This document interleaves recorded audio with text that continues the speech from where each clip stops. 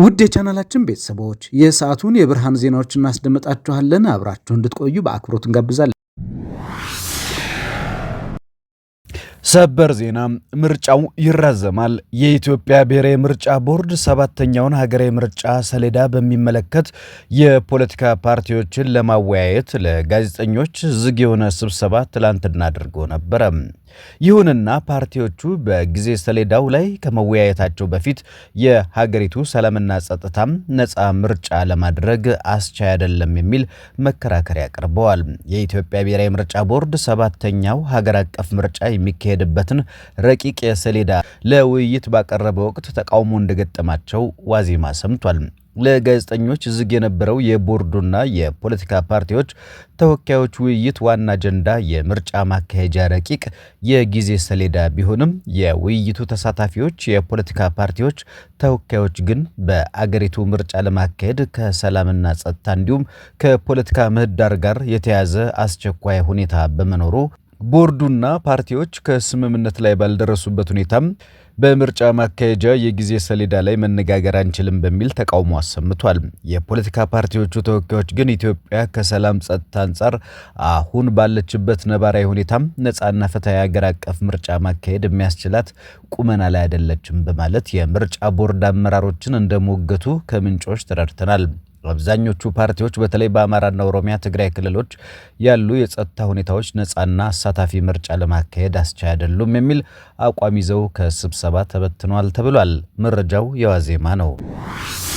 የኢትዮጵያ ብሔራዊ ባንክ በሕገ ወጥ መንገድ ገንዘብ ያስተላልፋሉ ያላቸው የሐዋላ ተቋማት ገንዘብ ላኪዎችና ተቀባዮች ላይ የተጠናከረ እርምጃ ሊወስድ መሆኑን በድጋሚ አስጠንቅቀዋል።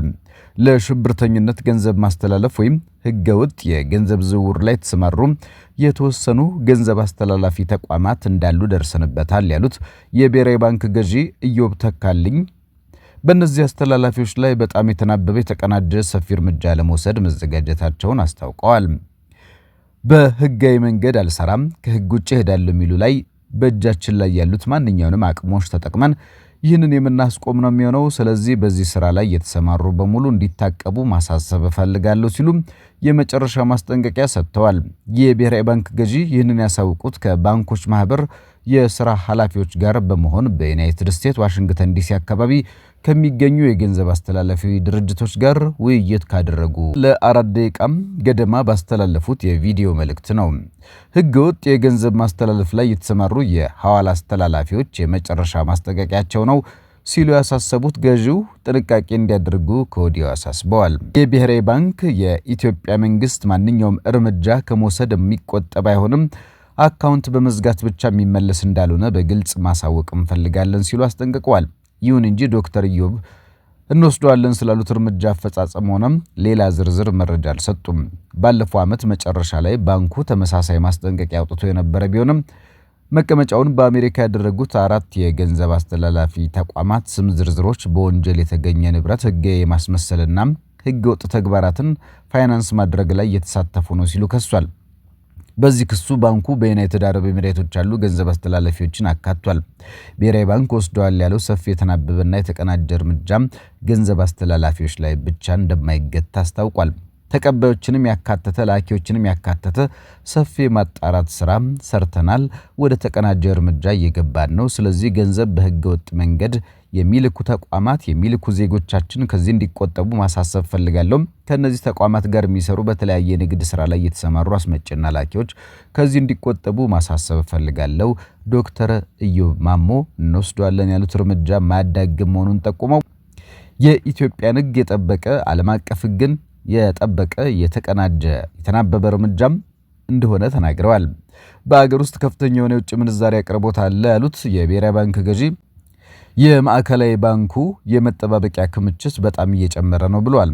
ብሔራዊ ባንክ ለባንኮች የሚያጫርተው የውጭ ምንዛሪና የአገሪቱ የውጭ ንግድ ትንበያም እንደ መልካም ዕድል ማሳያነት የጠቀሱት ዶክተር ኢዮብ አስፈላጊውን ሁሉ ድጋፍ እናደርጋለን ሲሉ በራቸው ክፍት መሆኑን ጠቁመዋል።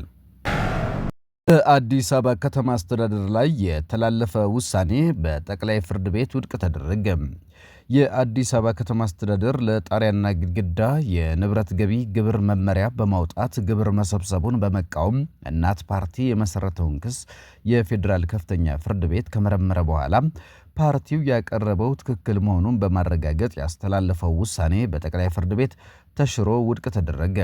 እናት ፓርቲ የአዲስ አበባ ከተማ አስተዳደር የጣሪያና ግድግዳ ግብርን አስመልክቶ በፌዴራል ከፍተኛ ፍርድ ቤት ክስ በመመስረት መመሪያውን ተግባራዊ እንዳይደረግ ማድረጉ ይታወሳል። ሆኖም ፓርቲው ጥቅምት 7 2018 ባሰራጨው መረጃ የአዲስ አበባ ከተማ አስተዳደር ፋይናንስ ቢሮ ከፍተኛ ፍርድ ቤት ያስተላለፈው ውሳኔ ለፌዴራል ጠቅላይ ፍርድ ቤት ይግባኝ ማለቱን አፈጻጸሙ እንዲታገድ ማድረጉን አስታውሶ ጠቅላይ ፍርድ ቤቱም ፓርቲው የመከራከር ስልጣን እንደሌለው በመግለጽ የከፍተኛ ፍርድ ቤቱን ውሳኔ መሻሩን አስታውቋል። ጠቅላይ ፍርድ ቤት ውሳኔውን በሻረበት ወቅት ፓርቲው ተከራይ እንጂ ቤትም ሆነ ቦታ የሌለው መሆኑን በጉዳዩ ላይ መብት ሆነ እንጂ ጥቅም የሌለው መሆኑንና እንዲከራከር የወከለው አካል አለመኖሩን በመግለጽ የፌዴራል ከፍተኛ ፍርድ ቤት ሰጥቶት የነበረውን ውሳኔ ሽሮታል። ዶናልድ ትራምፕ ከሩሲያዎቻቸው ጋር በዩክሬን ጦርነት ላይ ተገናኝተው ለመነጋገር የያዙት ቀጠሮ እንዲዘገይ ከተደረገ በኋላ ያለ ፍሬ የሚጠናቀቅ ስብሰባ እንዲሆን እንደማይፈልጉ ተናግረዋል። የአሜሪካው ፕሬዝዳንት ለሁለቱ ሀገራት የተኩስ አቁም ንግግር አጣብቂኝ የሆነው ሩሲያ ውጊያ እያካሄደች በምትገኝበት ግንባር ተኩስ ለማቆም ፈቃደኛ ለመሆኗ እንደሆነ ማክሰኞ ዕለት በዋይት ሀውስ ተናግረዋል። ቀደም ብሎ የዋይት ሀውስ ባለስልጣናት በቅርብ ጊዜ ትራምፕና ፑቲን እንዲገናኙ ምንም እቅድ የለኝም ብለዋል። ሁለቱ መሪዎች በቡዳፔስት በሁለት ሳምንት ውስጥ ተገናኝተው እንደሚነጋገሩ የተገለጸው ባለፈው ሳምንት ሐሙስ ዕለት ነበረ።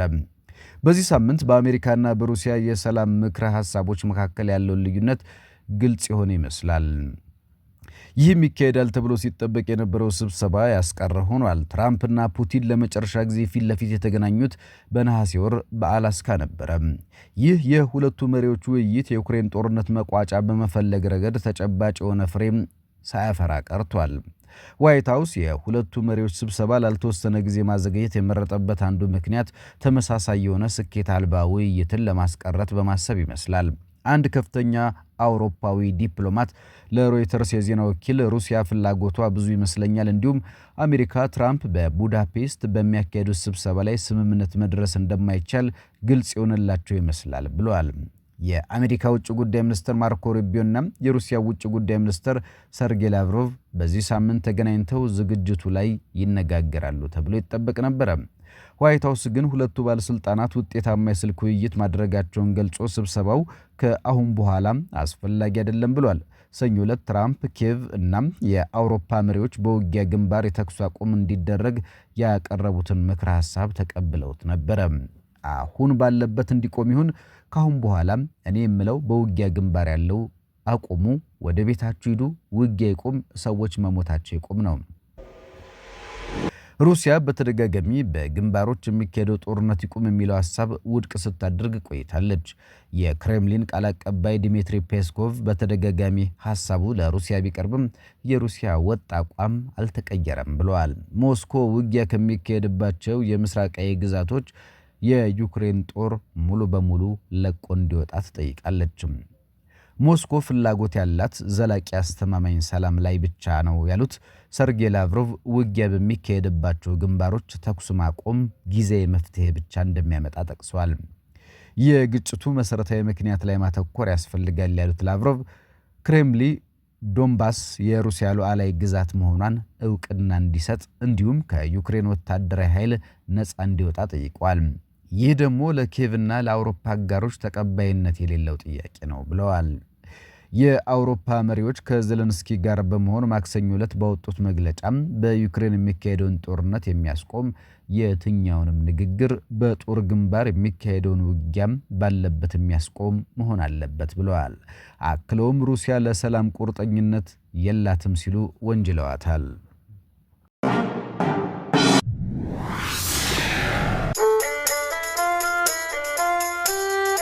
ውድ የቻናላችን ቤተሰቦች የሰዓቱን የብርሃን ዜናዎችን እናስደምጣችኋለን። አብራችሁ እንድትቆዩ በአክብሮት እንጋብዛለን።